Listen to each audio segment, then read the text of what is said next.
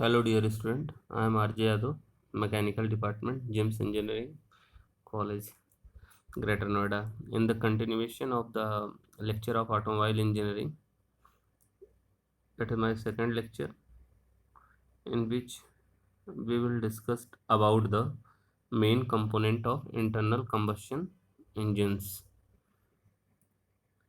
As you know that in last lecture we have discussed about the syllabus and the main things which we are cover in the next lecture. So come to the point.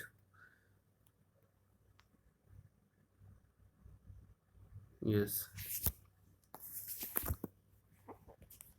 what are the main component of internal combustion engines? Are the first one is the cylinder blocks. What is the cylinder blocks?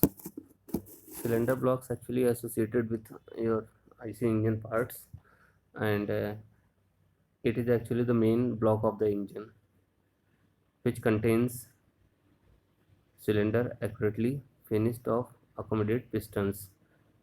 Actually the piston is accommodated with cylinder blocks.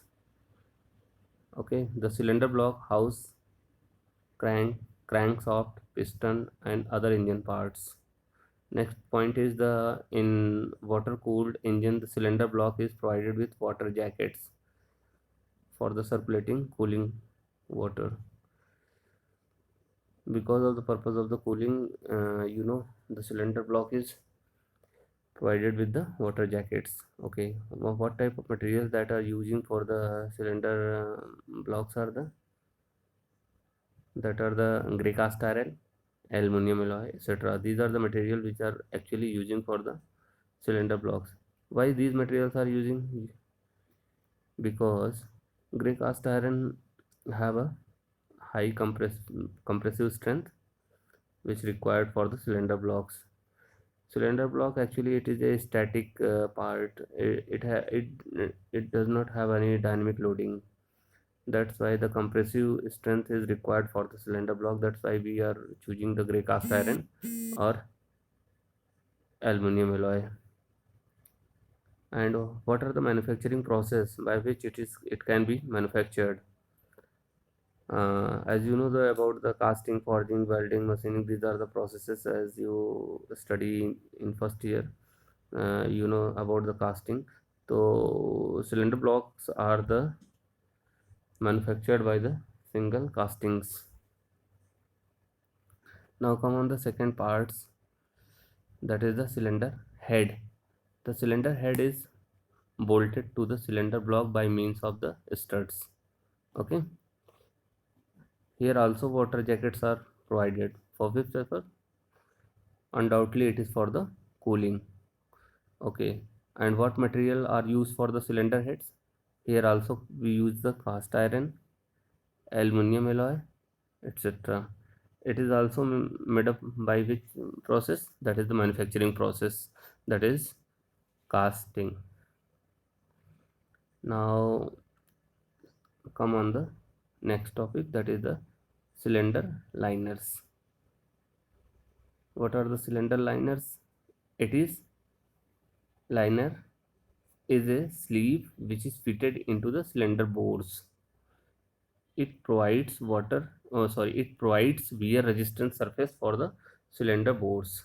Liners are also classified as the wet liner or dry liners. Okay, what are the wet liners? These liners are surrounded or weighted by the cooling waters. It provides wear resisting surface for the piston to reciprocate. Also it acts as a seal for the water jackets. Dry liners. Dry liners have metal to metal contact with the cylinder block. They are not directly in touch with the cooling waters. Liner materials. What are the liner materials?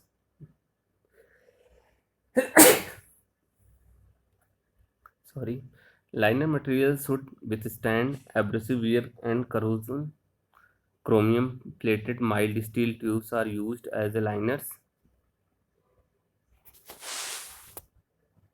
Yes.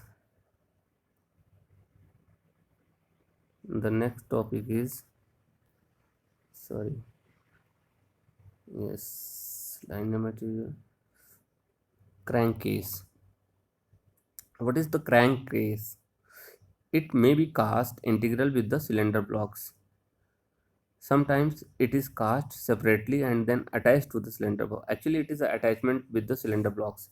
These, the material which are used for the crankcase are the aluminum alloy or alloy steels. Now come on the point, piston. It is very important part of an IC engine, and very precisely it is used. What is the piston? What are the function of it? It acts as a movable gas tight seal to keep the gases inside the cylinders. What is the main function? Actually, it transmits the force of explosion in the cylinder to the crankshaft through the connecting rod. Actually, the fuel burned inside the cylinder generate the amount of energy that is transmitted by the piston to the crankshaft through the connecting rod. And what type material that are using for the casting of the pistons? That are the cast iron, aluminum alloy, chrome, nickel alloy, nickel iron alloy, and cast steels. These are the material which are used for the manufacturing of the pistons. Okay. Now come on the piston ring. Piston rings are associated with the pistons. In piston there are the many groups in which piston rings are the provided, which are how many types? It is of two types. First one is the compression rings, other one is oil ring or oil control rings. Now come on the next point, that is the connecting rod. What is the connecting rod? What is the function of the connecting rod? It connects the piston and the crankshaft. Actually, the amount of energy that is transmitted to the piston, and piston transmit to the crankshaft by the connecting rod. It transmits the force of explosion during power stroke to the crankshaft. The connecting rod has bearing at both ends.